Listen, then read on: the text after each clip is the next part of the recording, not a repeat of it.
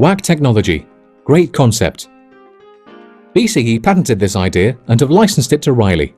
Very generous of them. What's great about WAC is it works. What is WAC? It stands for Weight Adjustable Cue. Pretty simple, really. The weight of a cue is key to any player. From when you walk into a shop and look at a cue, and in fact buy your cue, to when you first hit a ball. Most players don't get to hit a ball before they choose and buy their cue. They just go with the gut feeling as to what feels right. You can adjust the weight of the cue by adding weight rings to the cue, or taking rings away to make the cue lighter.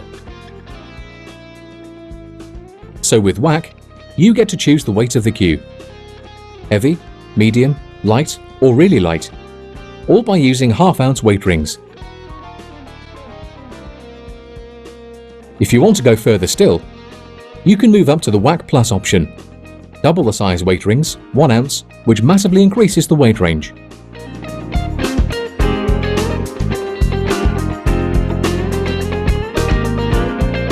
My thoughts on WAC is great. I think it's a great idea. I mean, a lot of cues, when people go to check the balance of a cue, more times than not they go to check the balance where the weight rings are on a WAC cue, where a lot of other cues, the weight is more or less further down the cue. So I think it's a great idea because there's people out there what want a 17-ounce cue, might have to wait for weeks and weeks to get one, where with a WAC cue you can have it there and then.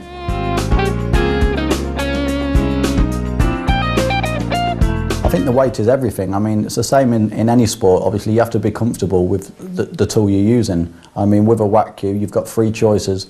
You can have it half ounce different by taking the weight rings out. So, I mean, with my cue, it's 17.5 ounce. With the WAC cue, you can have it anything up to 17.5, up to 19. So, I mean, you have the choice, which is obviously great as a beginner.